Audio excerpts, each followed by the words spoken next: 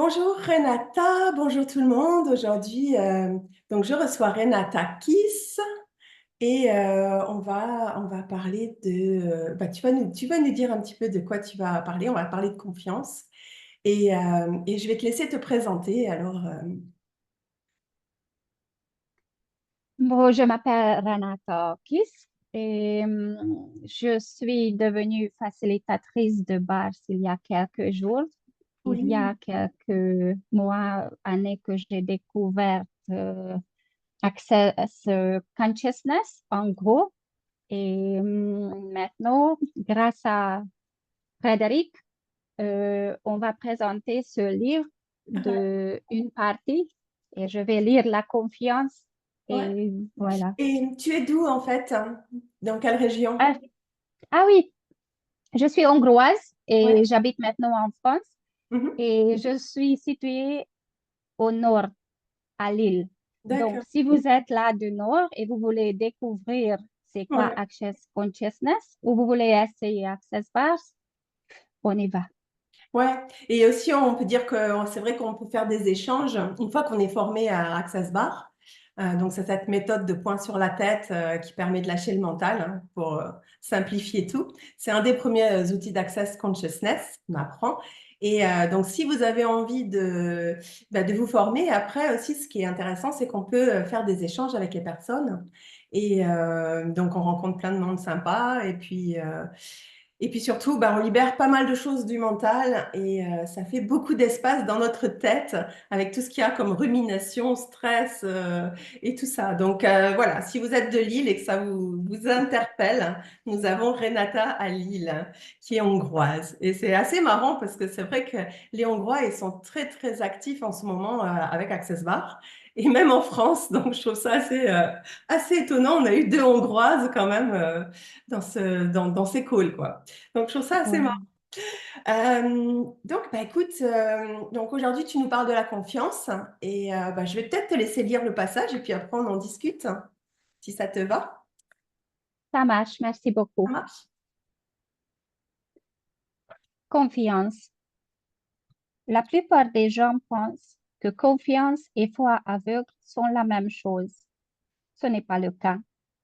Nombreux sont eux qui sont dans une relation avec quelqu'un et pensent, bon, je sais qu'elle était alcoolique avant d'être avec moi, mais maintenant qu'elle est avec moi, elle va voir quel point je l'aime et j'ai confiance dans le fait qu'elle va arrêter. Non, non, très cher, elle ne va pas arrêter. Ce en quoi vous pensez avoir totalement confiance, c'est que la personne sera exactement telle qu'elle était quand vous l'avez rencontrée. Si vous pensez que l'autre va changer par amour pour vous, vous mettez tout en place pour créer une relation qui serait un échec, lamentable et abyssal. C'est de la foi aveugle. Accent état sur aveugle. Et cela ne marche pas. Vous comprenez? Faites confiance au fait que la personne avec qui vous êtes serait demain exactement telle qu'elle est aujourd'hui, avec ses qualités et ses défauts. Pourquoi?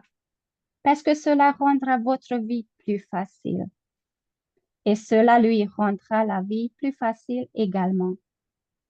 Cela créera la possibilité d'une belle relation. Et si cette personne change pour le mieux, ce sera une surprise agréable pour chacun d'entre vous et cela améliorera votre relation au lieu d'être quelque chose que vous attendez que l'autre devienne enfin qu'il soit enfin le partenaire idéal. Mm. L'autre aspect de la confiance est de vous faire confiance à vous-même. Vous faire confiance implique que vous soyez prête à savoir ce que vous savez et que vous choisissez ce qui est le mieux pour vous. Merci. Et pour peut-être donner un petit peu de contexte sur ce chapitre, donc Access nous amène à des façons différentes de fonctionner avec les relations et qui sont vraiment pour moi beaucoup plus expansives que ce qu'on peut avoir en général avec les relations. Et donc ça, c'était la page 165 du livre Sois toi et change le monde. Et c'est dans le chapitre Êtes-vous prêt à essayer une nouvelle façon d'être en relation avec les autres et le monde? Et Access, en fait, nous amène à être en relation complètement différemment et à partir de l'intimité. Alors l'intimité, c'est pas du tout ce qu'on imagine dans cette réalité, c'est pas ce qu'on vit dans cette réalité ici, c'est beaucoup plus être dans la communion et d'être dans l'unité avec soi-même, avec les autres et puis avec le monde en fait. Et pour ça, on a 5 éléments de l'intimité ici, et qui sont, alors on a honorer, pardon, honorer, la confiance, hein, comme tu viens nous en parler, le laisser être, la vulnérabilité et la gratitude. Donc la confiance, c'est vraiment un élément de l'intimité. Et là-dedans, on ne parle pas de sexe et on ne parle pas d'amour. Donc, c'est vraiment une façon d'être complètement différente dans ce monde avec les gens, quoi. C'est-à-dire de honorer, de faire confiance, mais pas à la fois aveugle, mais plutôt faire confiance que les personnes ne vont pas changer. Et le laisser être aussi, on a déjà vu dans les audios précédents, on a parlé déjà du laisser être avec point de vue intéressant. Je vous laisserai réécouter ça. Et puis la vulnérabilité aussi, c'est descendre ces barrières avec les gens et arrêter de mettre de la distance confortable entre eux et nous, quoi. Et la gratitude, en fait, la gratitude pour moi, c'est aussi quelque chose en fait, c'est plus ce qu'on recherche finalement dans nos relations avec les autres, c'est d'être en gratitude. Et quand on a de la gratitude, on ne peut pas avoir de jugement, on ne peut pas avoir les deux en même temps. Alors que dans l'amour, on peut toujours aimer quelqu'un et avoir beaucoup de jugement et pas beaucoup de laisser être avec la personne parce qu'ils doivent choisir quelque chose, ils doivent faire ce qu'on veut. Enfin, il y a tout un tas de choses autour de l'amour. Donc nous, on va préférer chercher plutôt de la gratitude dans nos relations et se réveiller le matin en gratitude pour les personnes avec qui on est. C'est beaucoup plus expansif. Donc voilà, je voulais juste remettre un petit peu de contexte. J'en dis pas plus sur ces 5 éléments de l'intimité parce que je vous laisse le découvrir et puis aller voir dans le bouquin, dans le livre, hein, parce qu'il y a plein de choses. Hein. On n'en a pas vraiment. On a juste effleuré un dixième de ce qu'il peut y avoir dans le livre comme outil et comme chose, comme prise de conscience que vous pourriez avoir. Donc, alors maintenant, ce que je voulais savoir, c'est pourquoi tu nous as parlé de la confiance et qu'est-ce qui résonne chez toi, ou peut-être est-ce que tu as une anecdote pour nous à propos de ça? Hmm. Honnêtement, c'était très difficile à choisir. Tout d'abord, j'aimerais bien remercier pour toi parce que tu m'as donné l'inspiration pour relire quelques phrases, quelques chapitres parce que j'aime bien ce livre. Je peux ouvrir vraiment n'importe où Ouais. et toujours m'a donné quelque chose, quelques idées. Donc, et la confiance qui est venue vers moi à ces derniers temps, comme j'avais beaucoup attentes vers les autres dans mes relations professionnelles ou personnelles. Et en fait, j'ai voulu toujours ou beaucoup de fois qu'ils changent Mm. au lieu que je les laisse être comme ils sont. J'ai eu beaucoup de fois que j'étais déçue par rapport à ça, qu'il faut qu'ils ne disent pas cette manière, faire ou pas faire comme ci ou comme ça. Et ça me rend comme dire le mot, ce que je ne me rappelle pas, très triste Ouais. et déçue. Ouais. Et pour cette raison, j'ai commencé les voir comme ils sont. Tout d'abord avec beaucoup de jugement Mm. et beaucoup de jugement vers moi-même, comment j'ai réagi quand ils étaient leurs mêmes ou les mêmes. Et ça m'aidait à changer, accepter et laisser partir ces mes attentes. Mais bien sûr, ils sont là de temps en temps, mais beaucoup moins qu'avant.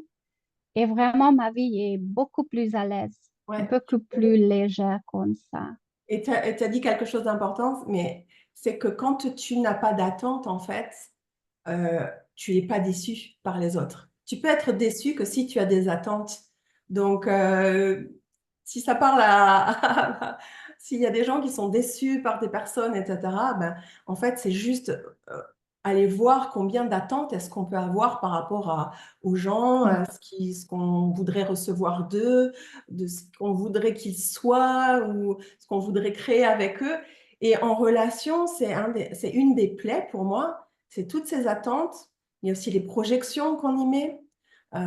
Et on n'est jamais vraiment totalement dans le présent avec les personnes. Et puis des fois, on est frustré parce qu'ils ne nous donnent pas ce qu'on attend, etc.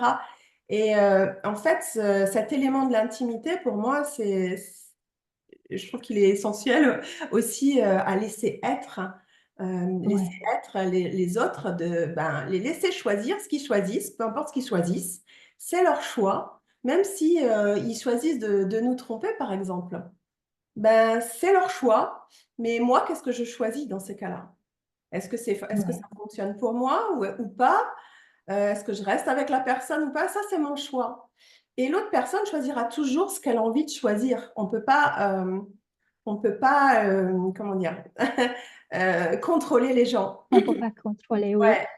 Moi, j'ai pas mal, j'ai déjà l'expérience bon, j'ai une amie qui a et souvent, elle a toujours essayé de changer les personnes avec qui elle est. Elle y réussit, mais en même temps, ça arrive que ben, finalement, après, c'est plus la personne qu'elle aimait parce que elle a aimé le gars qui était d'une certaine manière. Elle a essayé de le changer pour qu'il colle à sa réalité, de ce qu'elle voulait exactement. Et puis après, elle le trouve pas assez décisif, décisionnaire. Enfin, du coup, elle va lui reprocher exactement ce qu'elle lui a demandé.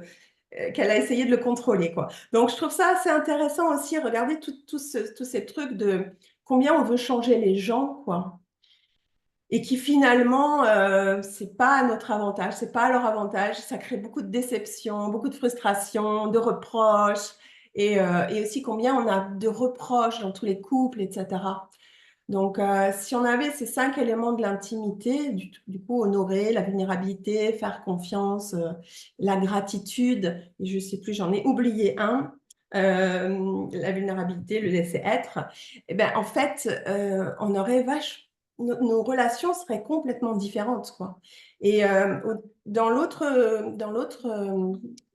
Zoom qu'on a fait, on parlait j'avais dit que les relations, c'était la distance entre deux choses ou deux personnes. Donc, en Ouais. fait, comme il y a toujours une distance confortable qu'on choisit, hein, pour pas être envahi, pour pas être trop éloigné de l'autre, et au milieu, en fait, cette relation, elle est faite d'attentes, de jugements, de pas mal de choses, de rejets, et en fait, quand on a ça, on peut pas avoir la communion avec les personnes. Par contre, quand on commence à lâcher toutes nos attentes et euh, tous les trucs qu'on voudrait là, ben en fait, hop, on se rapproche et on peut avoir la communion quand on a ces 5 éléments de l'intimité. Donc, pour moi, en fait, quand j'ai rencontré Access, quand j'ai lu ce livre pour la première fois, parce que ça fait depuis l'université que je voulais des relations différentes. Et quand j'ai lu la première fois, je me suis dit, ah, enfin, des relations comme où tu as le choix, où tu peux choisir ce qui est juste pour toi, où les relations, tu peux les créer à ta guise différemment, en fait. On n'est pas obligé de faire des relations parce que les relations actuellement, elles fonctionnent pas. On a quand même l'impression qu'elles fonctionnent pas vraiment, parce qu'il y a quand même beaucoup de divorces, de séparations, de drames et de traumas autour des relations. Et là, ça donnait vraiment des clés pour fonctionner différemment, quoi. Et où aussi les relations sont beaucoup plus dans la création, en fait. Créer ensemble. Pourquoi on serait avec quelqu'un si c'est pas pour créer plus, en fait? Donc, il y a tout cet aspect d'access sur les relations que bah, j'aimerais vous faire découvrir et tout ça, mais Ouais. Mais en fait, on donne juste des petites choses comme ça pour vous donner envie d'aller voir un petit peu plus loin. Parce que ben, qu'est-ce qui est possible avec les relations ben, qu'on n'a jamais essayé ou qu'on n'a même pas imaginé pouvoir être en relation, quoi. Et du coup, je suppose que toi, ça améliore aussi tes relations d'être beaucoup plus dans le laisser être, hein, Oui, et dans le faire confiance surtout. Ouais. exactement. Et j'aimerais bien préciser, comme on parle de la relation, on parle de partout, pas seulement être couple, Ouais. dans la relation avec notre mère, père, avec nos enfants, avec notre collègue qui habite dans notre rue ou je sais pas quoi, vraiment partout. Ouais. Comme on peut les voir comme ils sont, sans les juger, ça nous permet de donner plus d'espace, Mm. plus, plus de... Parce que comme on voit sans jugement, Mm. les gens se sentir ça Mm. et ils ont se retrouvé dans un espace où ils peuvent être leur-même. Et je pense que c'est un tel cadeau Mm. qu'on a très rarement. Il y Mm. a la valeur pour ça. Et il y a la dernière aspect dans le livre, ce que j'ai lu, comme vous faire confiance à vous-même. Et vous faire confiance implique que vous soyez prête à savoir ce que vous savez et Mm. que vous choisissez ce qui est le mieux pour vous. Je suis en train de découvrir ça. Je suis venue de la période comme j'étais vraiment pas bien. Je me jugeais, je jugeais les autres. Je n'étais vraiment tendue beaucoup de fois.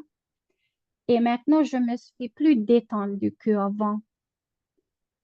Et cette chemin, ça m'a permis, en utilisant les Util Access Consciousness, comme on a déjà vu des questions, les points de vue intéressants, ils sont vraiment magnifiques.